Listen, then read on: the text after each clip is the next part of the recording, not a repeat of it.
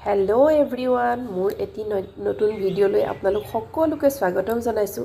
আজি কচু ঢেকিয়াই আজি দুপৰীয়া সাজটো বনাও বুলি বাৰীৰ পৰা এনেকৈ মই অলপ কচু ঢেকিয়া কণ বিলাহী আৰু কেইটামান জলকীয়া মই এনেকৈ বাৰীৰ পৰা ছিঙি আনিলো। ছিঙি আনি আজি ভাবিলো দুপৰীয়া সাজটো আজি এনেকৈ বনাম। মাছৰ লগত মাছ লোৱা আছিল এনেকৈ এইখিনি কচুখিনি মই লাহে লাহে এনেকৈ চুজখিনি গুছাই ললো। গুছাই এনেকৈ চাফা কৰি কচুখিনি ধুনীয়াকৈ মই এনেকৈ টুকুৰা টুকুৰকৈ কাটি ললো। টুকুৰা টুকুৰকৈ কচুখিনি কাটি লৈ পেলাই আজি ভাবিলো অলপ বেলেগ ধৰণে খাওঁ আৰু সদায়নো কিমান আৰু একে ধৰণে খাম। এইফালে এইখিনি কৰি ললো। মাছ নিমখ হালধি গোটেইখিনি আনি লৈছো। মই বাহিৰত আজি ধুনীয়াকৈ জুইত বনাম। আদা নহৰুৰ এইখিনি অকমান থেতালি লৈছিলো। এইখিনি দি দিছো। দি লৈ পেলাই শুকান জলকীয়া দুটা দি দিছো দেই। শুকান জলকীয়া দুটা দি পেলাই অকমান ভাজি পেলাই ইয়াত মই কচুখিনি দিম আৰু এইখিনি অকমান ভাজি লম। এনেকেও খাই কেতিয়াবা ভাল লাগে দিয়কচোন। কচুখিনি এয়া ক'লা কচু আৰু সেউজীয়া কচু দুইটাই আছে, দুইটা মিক্স কৰি দিছো। এইখিনি আৰু মানে কি কচুতটো বহুত আইৰণ থাকে সবেই জানে নহয় জানো। খাবলৈ খালি এইখিনি মেহনত কৰি বনাই খাবলৈ টাইম নহয় কাৰণে থাকি যায়। মই এয়া ধুনীয়াকৈ জুইত বহিছোঁ। গৰম যদিও কিন্তু বনাইছোঁ জুইতে আজি খাম বুলি। নিমখ হালধি এনেকৈ দি কচুখিনি লৰাই লৰাই এনেকৈ ভাজি থাকিলোঁ। ভাজি ভাজি ইয়াত ধুনীয়াকৈ গলি যাব নহয়। গলি গ'লে আৰু কচু তেতিয়া পানী দিব পৰা হ'ব। এয়া লৰাই লৰাই ভাজি আছোঁ। ঢাকি নিদিওঁ আৰু এনেকৈ ভাজি থাকিলে কচুখিনি গলি যায় আচলতে।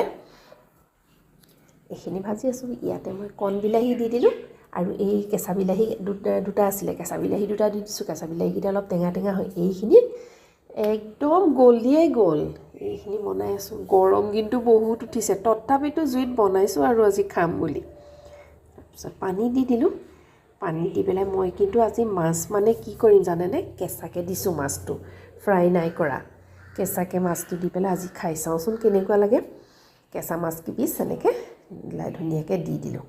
কেঁচা মাছ কিপিচ দি লৈ পেলাই উতল আহিবলৈ দিলোঁ। উতলাৰ লগে লগে মাছ কিটুকুৰা যে কেনেকুৱা কোমল হৈ গ'ল। এইখিনি বিৰাট ধুনীয়া হ'ল। এইফালে এইখিনি ধুনীয়াকৈ কৰি ল'লোঁ। এইখিনি আগত কৰি লৈ এইখিনি এয়া হৈ গ'ল আৰু উতল অহাৰ পাছত মাছ হৈ গ'ল। এইফালে আকৌ মাছৰ কণী আছিলে। মাছৰ কণী ঢেকীয়াৰ লগত বনাম দেই আজি। মাছখিনি অকণমান ভাজি লৈছোঁ প্ৰথমতে, নহ'লে কেঁচা হৈ থাকিব নহয়। এইখিনি পিঁয়াজ দি অকণমান ভাজি ল'লোঁ। এইখিনি অলপ হাফ ফ্ৰাই হোৱাৰ পাছতে আলু আৰু ঢেকীয়াখিনি এনেকৈ দি আৰু এনেকৈ লৰাই লৰাই পেলাই অকণমান ঢাকি দিম। অকণমান ঢাকি ৰাখি অকণ পাছতে এইখিনি একদম ফৰফৰীয়া হৈ যাব। তেতিয়াই হৈ যায় আৰু ধুনীয়া হ'ল। এইফালে বনাই লৈছোঁ আকৌ উখোৱা চাউল জানেনে। উখোৱা চাউল আজি ঘৰত আছোঁ যে উখোৱা চাউল বোলো খাওঁ। উখোৱা চাউল আৰু এইখিনি মাছৰ জোলখিনি ধুনীয়া হৈ গ'ল। আৰু এইফালে ভাজি অকণমান লৈ ল'লোঁ আৰু এই পিচ নেমু লৈ ল'লোঁ আৰু টিহু চালাড কৰি ল'লোঁ। আৰু কি লাগিছে আৰু এই সাজৰ লগত নহয় জানো। খাই যে ইমান মজা লাগিল নহয়, তাকে ভাবিলোঁ আপোনালোককো দেখুৱাওঁচোন কেনেকুৱা লাগিছে বাৰু। খাওঁ খাওঁ লাগিছেনে আপোনালোকৰ? আমাৰ কিন্তু খাই বহুত ভাল লাগিলে। ভাল লাগিছে যদি আপোনালোকে এটা কমেণ্ট কৰিব, এটা লাইক কৰিব। Bye bye.